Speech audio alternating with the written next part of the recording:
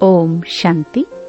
19 नवंबर 2021 बाबा के महावाक्य। मीठे बच्चे, सर्विस के साथ साथ याद की यात्रा को भी कायम रखना है। इस रूहानी यात्रा में कभी ठंडे नहीं होना। प्रश्न: बच्चों की दिल अगर रूहानी सर्विस में नहीं लगती तो उसका कारण क्या है? उत्तर: अगर रूहानी सर्विस में दिल न लगे तो जरूर देह अभिमान की ग्रहचारी है। चलते चलते देह अभिमान के कारण जब आपस में रूठ पड़ते हैं तो सर्विस ही छोड़ देते हैं। एक दो की शक्ल देखते ही सर्विस के ख्याल उड़ जाते हैं। इसलिए बाबा कहते, इस ग्रहचारी से संभाल करो। गीत हमारे तीर्थ न्यारे हैं। ओम शांति। इस गीत की लाइन ने बच्चों को खबरदार कर दिया। क्या कहा? बुद्धि में यह याद रखना है कि हम तीर्थ यात्रा पर हैं और हमारी यह यात्रा सबसे न्यारी है। इस यात्रा को भूलो मत। यात्रा पर ही सारा मदार है। और तो जिस्मानी यात्राओं पर जाकर फिर लौट आते हैं और जन्म जन्मांतर यात्रा करते ही आते हैं। हमारे तीर्थ वह नहीं है अमरनाथ में जाकर फिर मृत्युलोक में चले आना। तुम्हारी वह यात्रा नहीं है और सब मनुष्यों की वह यात्राएं हैं। तीर्थ पर जाकर चक्कर लगाकर फिर आए पतित बन जाते हैं। किस्म किस्म की यात्राएं हैं ना। देवी के मंदिर भी अताह हैं। विकारियों के साथ कितने यात्रा पर जाते हैं। तुम बच्चों ने तो प्रण किया हुआ है निर्विकारी रहने का। तुम निर्विकारियों की यह यात्रा है। निर्विकारी बाप जो एवर प्योर है उनको याद करना है। पानी के सागर को विकारी व निर्विकारी नहीं कहेंगे और न उनसे निकली हुई गंगाएं ही निर्विकारी बनाएंगी। मनुष्य मात्र इतने तो पतित बन पड़े हैं, कुछ भी समझते ही नहीं। वह जिस्मानी यात्राएं हैं, अल्पकाल क्षण भंगुर की यात्राएं। यह यात्रा बड़ी है। तुम बच्चों को उठते बैठते यात्रा का ख्याल रखना है। यात्रा पर जाते हैं तो धंधा धोरी गृहस्थ व्यवहार आदि सब भूलना होता है। अमरनाथ की जय बस ऐसे कहते जाते हैं। मास 2 मास तीर्थ यात्रा कर फिर आकर गंद में पड़ते हैं। फिर जाते हैं गंगा स्नान करने। उनको यह पता ही नहीं है कि हम रोज पतित होते हैं। गंगा जमुना पर रहने वाले भी रोज पतित होते हैं। रोज गंगा पर जाकर स्नान करते हैं। एक तो नियम होता है, दूसरे फिर बड़े दिनों पर जाते हैं। समझते हैं कि गंगा पतित पावनी है। ऐसे तो नहीं, खास उस एक दिन पर गंगा पावन बनाने वाली बनती है, फिर नहीं रहती। जिस दिन मेला लगता है उस दिन वह पतित पावनी बन जाती हैं। नहीं, वह तो है ही। रोज भी जाते हैं स्नान करने। मेले पर भी खास दिन जाते हैं। अर्थ नहीं। गंगा जमुना चीज तो वही है, उसमें मुर्दे भी डाल देते हैं। अभी तुम बच्चों को रूहानी यात्रा पर रहना है। बस अब हम जाते हैं घर। इसमें गंगा स्नान करने व शास्त्र पढ़ने की कोई बात ही नहीं। बाप आते भी एक ही बार हैं। सारी दुनिया भी पतित से पावन एक ही बार बनती है। यह भी जानते हैं सतयुग है नई दुनिया, कलयुग है पुरानी दुनिया। बाप को आना है जरूर, नई दुनिया की स्थापना और पुरानी दुनिया का विनाश करने। यह उनका ही काम है, परंतु माया ने ऐसा तमो प्रधान बुद्धि बना दिया है जो कुछ भी समझते नहीं। प्रदर्शनी में कितने ढेर बड़े आदमी आते हैं, सन्यासी भी आएंगे, फिर भी समझेंगे कोटों में कोई। तुम लाखों करोड़ों को समझाते हो, तब कोई विरला आता है। बहुतों को समझाना होगा। आखिरीन तुम्हारी यह समझानी और चित्र आदि सब अखबारों में भी पढ़ेंगे। सीधी भी अखबार में पड़ेगी। कहेंगे यह तो भारत के लिए ही है, और धर्म वाले कहाँ जाएंगे। कयामत का समय भी गाया हुआ है। कयामत अर्थात वापस जाने का। पुरानी दुनिया का विनाश, नई दुनिया की स्थापना होगी तो जरूर सब वापस जाएंगे ना। सबका विनाश होना है। नई दुनिया स्थापन हो रही है। यह बातें कोई नहीं जानते सिवाय तुम बच्चों के। तुम जानते हो नरकवासियों का विनाश, स्वर्गवासियों की स्थापना हो रही है। कल्प कल्प ऐसा ही होता है। अभी जो थोड़ा बहुत टाइम है, इसमें भी बहुतों को समझानी मिलती जाएगी। मेले होते रहेंगे। सब तरफ से लिखते रहते हैं हम मेला करें, प्रदर्शनी करें, परंतु साथ साथ अपनी याद की यात्रा भी भूलनी नहीं चाहिए। बच्चे बिल्कुल ही ठंडे चल रहे हैं।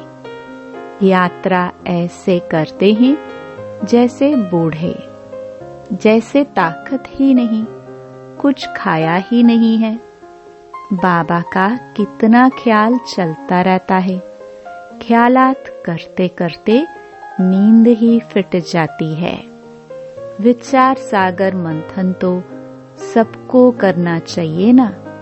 बच्चे जानते हैं हमको बेहद का बाप पढ़ाते हैं, तो बच्चों को कितना अपार खुशी होनी चाहिए। इस पढ़ाई से हम विश्व के मालिक बनते हैं।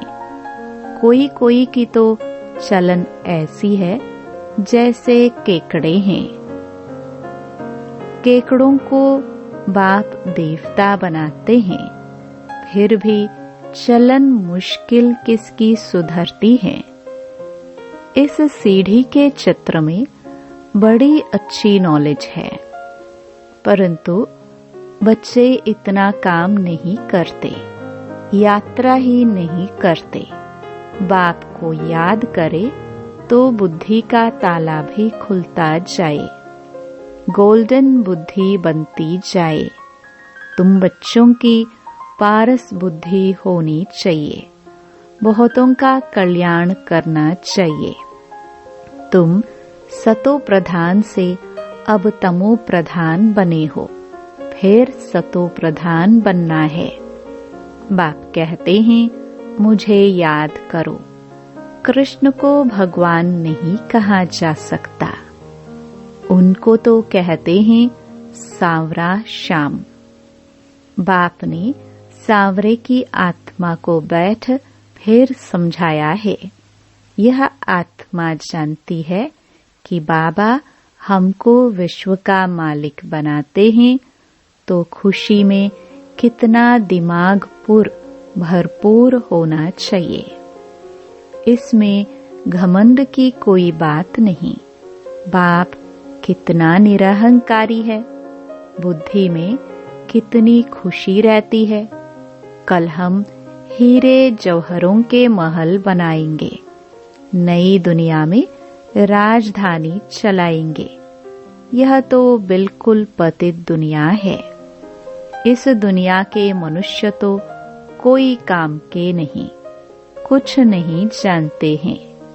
यह भी दिखाना चाहिए हीरे जैसा जीवन था, वही फिर 84 जन्म ले कौड़ी मिसल बन जाते हैं। यह सीढ़ी का चित्र नंबर 1 है। फिर दूसरे नंबर में है त्रिमूर्ति। तुम कहते हो निकट भविष्य में श्रेष्ठाचारी भारत बन जाएगा। श्रेष्ठाचारी दुनिया में बहुत थोड़े मनुष्य होंगे। अभी कितने ढेर मनुष्य हैं। महाभारत लड़ाई भी सामने खड़ी है। हम आत्माएं मच्छरों सदृश जाएंगी। आग भड़क रही है। जितना कोशिश करते हैं सुधारने की, उतना ही बिगड़ते जाते हैं। बाप बच्चों को राजयोग सिखला रहे हैं। बच्चों को कितना नशा चढ़ाते हैं। कोई कोई तो यहाँ से बाहर निकले सारा ज्ञान उड़ जाता है। स्मृति कुछ भी रहती नहीं। नहीं तो शौक हो कि जाकर सर्विस करे। बाप भी गुण देख सर्विस पर भेजेंगे ना। इसमें बड़े हर्षित रहेंगे। सर्विस में खुशी का पारा चढ़ेगा। अच्छे अच्छे पुराने बच्चे आपस में रूठ पड़ते हैं थोड़ी थोड़ी बात में। ऐसे थोड़े ही इन बातों के कारण तुमको सर्विस नहीं करनी है। सर्विस तो खुशी से करनी चाहिए। जिसके साथ बनती नहीं है उसकी शक्ल देखने से ही सर्विस का ख्याल उड़ जाता है। सर्विस में दिल नहीं लगती है तो किनारा कर लेते हैं। फिर तो ज्ञानी और अज्ञानी में कोई फर्क नहीं रहा। देह अभिमान की ग्रहचारी आकर बैठती है। यह है पहले नंबर की बीमारी। बाप कहते हैं बच्चे देही अभिमानी बनो। आत्मा ही सब कुछ करती है ना। आत्मा ही विकारी और निर्विकारी बनती है। स्वर्ग में निर्विकारी थी। रावण राज्य में आत्मा ही विकारी बनी है। यह भी ड्रामा ऐसा बना हुआ है। इसलिए पुकारते हैं हे पतित पावन आओ। जो निर्विकारी थे वही पतित विकारी बने हैं। यह किसकी भी बुद्धि में नहीं है कि हम ही निर्विकारी थे, अब विकारी बने हैं। हम आत्मा मूल वतन की रहने वाली हैं। वहाँ तो हम आत्मा निर्विकारी होंगे। यहाँ शरीर में आकर पाठ बजाते बजाते विकारी बने हैं। यह बाप बैठ समझाते हैं। आत्मा शांति धाम से आती है तो जरूर पवित्र ही होगी, फिर अपवित्र बनी है। पवित्र दुनिया में 9 लाख होते हैं।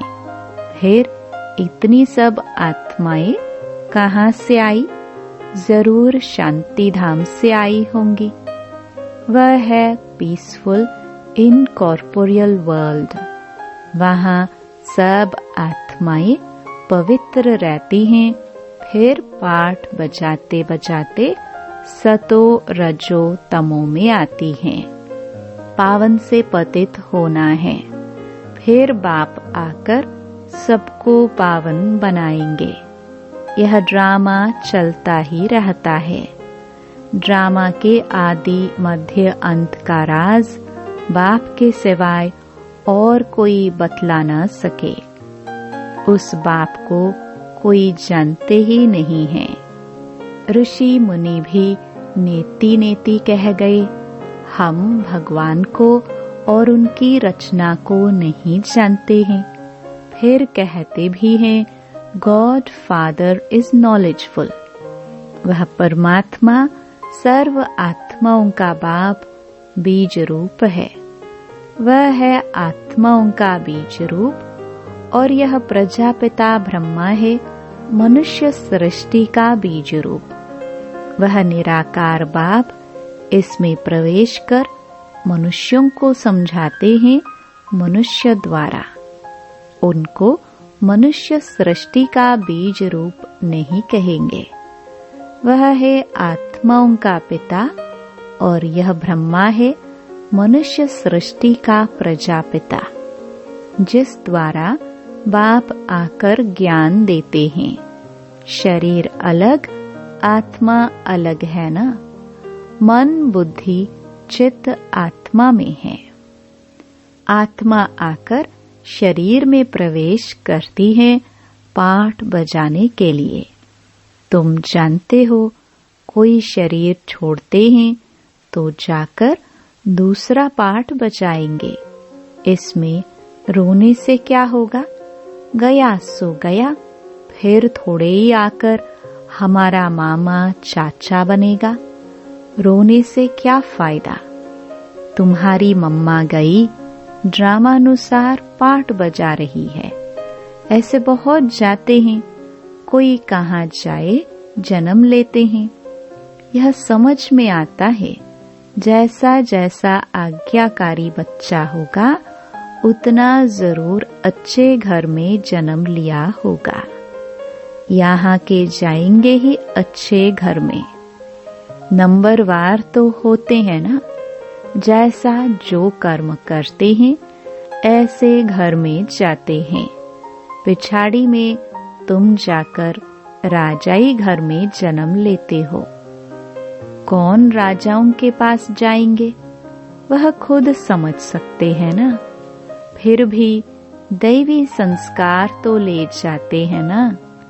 इसमें बड़ी विशाल बुद्धि से विचार सागर मंथन करना होता है। बाप ज्ञान का सागर है, तो बच्चों को भी ज्ञान का सागर बनना है। नंबरवार तो होते ही हैं। समझा जाता है आगे चल उन्नति होती जाएगी। हो सकता है जो आज काम नहीं कर सकते हैं वह कल बहुतों से तीखे चले जाए, ग्रहचारी उतर जाए। कोई पर राहु की ग्रहचारी बैठती है तो गटर में गिर पड़ते हैं, हड़ गुड़ ही टूट जाते हैं। बेहद के बाप से प्रतिज्ञा कर फिर गिरते हैं तो धर्मराज द्वारा सजाएं भी बहुत मिलती है। यह बेहद का बाप बेहद का धर्मराज है, फिर बेहद की सजा मिलती है। कोई बात में आनाकानी करेंगे या उल्टा काम करेंगे तो सजा जरूर खाएंगे। समझते नहीं कि हम भगवान की अवज्ञा करते हैं। इतनी सब बातें बाप समझाते रहते हैं। श्रीमत पर चलो, सर्विस में मददगार बनो, योग की यात्रा पर रहो। चित्रों पर समझाने की प्रैक्टिस करेंगे तो आदत पड़ जाएगी, नहीं तो ऊंच पद कैसे मिलेगा। अज्ञान काल में कोई का बच्चा बड़ा सपूत होता है, कोई तो बड़े कपूत भी होते हैं। यहाँ भी कोई कोई तो झट बाबा का काम कर दिखाते हैं। तो बच्चों को सर्विस बेहद की करनी है, बेहद की आत्माओं का कल्याण करना है। पैगाम देना है मन मना भव। बाप को याद करने से तुम्हारी बुद्धि तमो प्रधान से सतो प्रधान बन जाएगी। अभी है कलयुगी तमो प्रधान दुनिया की एंड, अब सतो प्रधान बनना है। आत्माओं की भी वहां नंबरवार दुनिया है ना। जो फिर नंबरवार आकर पाठ बजाते हैं, आएंगे भी नंबरवार ड्रामानुसार। अभी सब आत्माएं रावण राज्य में दुखी हैं, सो भी समझते थोड़े ही हैं। अगर किसको कह दो तुम पतित हो तो बिगड़ पड़ेंगे। बाप समझाते हैं, यह है ही विशियस वर्ल्ड। बाप कहते हैं, तुम अपना राज्य भाग्य ले लेंगे, बाकी सब विनाश हो वापस चले जाने वाले हैं। यह तो गाया हुआ है, महाभारत लड़ाई लगनी है, जिससे सब धर्म खलास हो, बाकी एक धर्म रहेगा। यह लड़ाई के बाद स्वर्ग के द्वार खुलते हैं। कितनी अच्छी रीति बच्चों को समझाते हैं। आगे चल तुम्हारी बातें सुनते रहेंगे और आते जाएंगे। सूर्यवंशी, चंद्रवंशी जो पतित बन गए हैं, वही आकर नंबरवार अपना वर्षा लेंगे। प्रजा तो ढेर बनेंगी। अच्छा मीठे मीठे सिखिल दे बच्चों प्रति माता पिता बाप दादा का याद प्यार और गुड मॉर्निंग। रूहानी बाप की रूहानी बच्चों को नमस्ते। धारणा के लिए मुख्य सार। पहला, भगवान की आज्ञाओं की अवज्ञा कभी नहीं करनी है। बेहद सेवा में सपूत बच्चा बन मददगार बनना है। दूसरा, ज्ञान धन की गुप्त खुशी से बुद्धि को भरपूर रखना है। आपस में कभी भी रूठना नहीं है। वरदान, सर्व शक्तियों की संपत्ति से संपन्न बन दाता बनने वाले विधाता वरदाता भव। जो बच्चे सर्व शक्तियों के संपत्तिवान हैं, वही संपन्न और संपूर्ण स्थिति के समीपता का अनुभव करते हैं। उनमें कोई भी भक्तपन के व भिखारीपन के संस्कार इमर्ज नहीं होते। बाप की मदद चाहिए, आशीर्वाद चाहिए, सहयोग चाहिए, शक्ति चाहिए। यह चाहिए शब्द दाता विधाता वरदाता बच्चों के आगे शोभता ही नहीं। वे तो विश्व की हर आत्मा को कुछ न कुछ दान व वरदान देने वाले होते हैं। स्लोगन, हर आत्मा को कोई न कोई प्राप्ति कराने वाले वचन ही सत वचन है। ओम शांति।